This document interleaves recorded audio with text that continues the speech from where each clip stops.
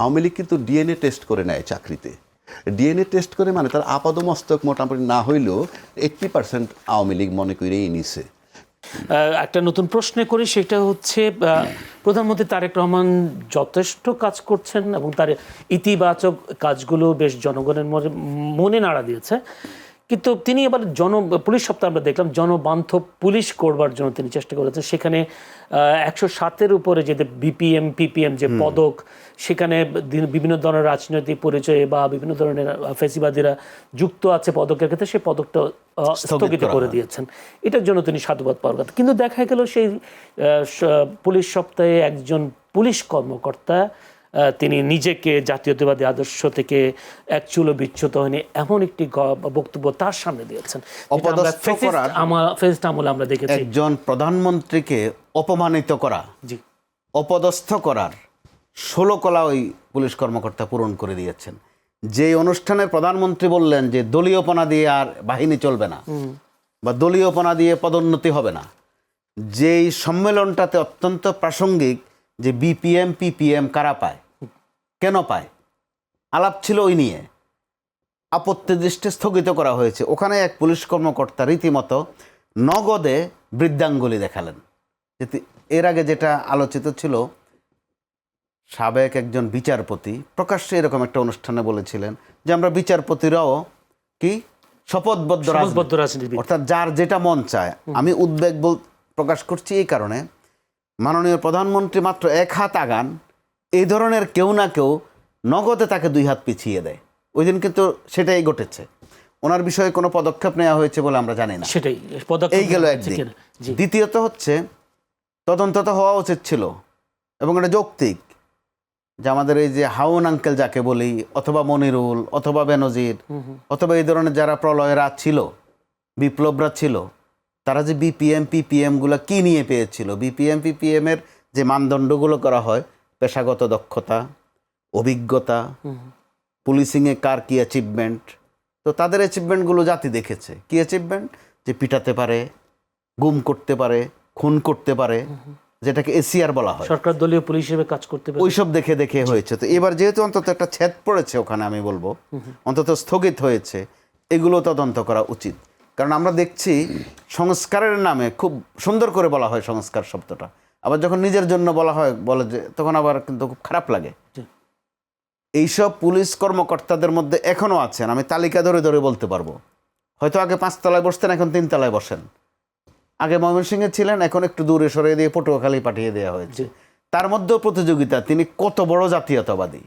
সেই শহীদ প্রেসিডেন্ট জিয়াউর রহমানের আমল থেকে বেগম খালেদা জিয়ার আমল থেকে কোন দিক দিয়ে কাটা গেছে, ছেঁড়া গেছে, ওনার দাদা কী ছিলেন, বাবা কী ছিলেন। তো এই রোগ তো আমরা ভাই দেখেছি 15.5-16 বছর। আর এই রোগে ধরলে যে রোগী বাঁচে না, সেটাও আমাদের দেখা হয়েছে।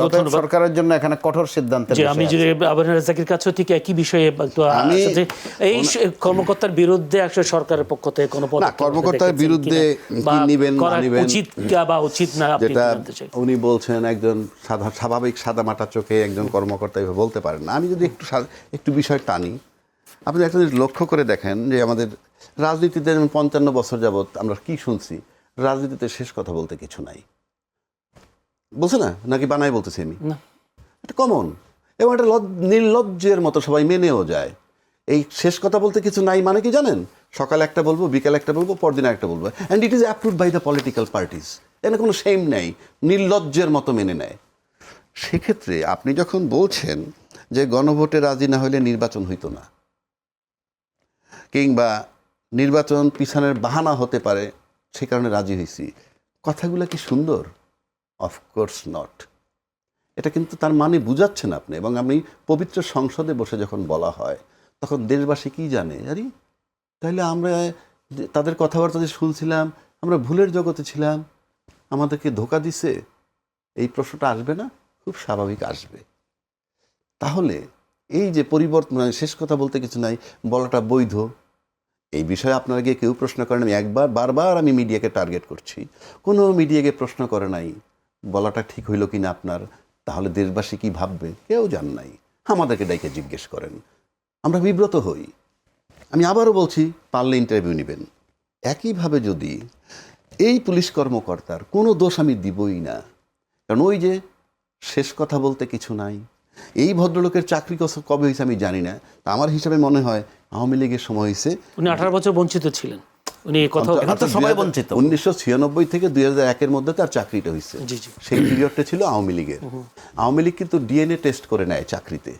ডিএনএ টেস্ট করে মানে তার আপাদমস্তক মোটামুটি না হইলেও 80% আওয়ামী লীগ মনে করেই নিছে।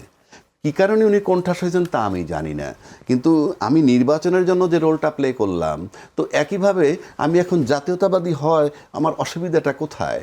আমি যেহেতু 18 বছর বঞ্চিত ছিলাম, এটা একটা বড় গ্রাউন্ড, এটা প্রমাণ করে যে আমি জাতীয়তাবাদী শক্তির পক্ষে ছিলাম। অর্থাৎ শেষ কথা বলতে কিছু নাই।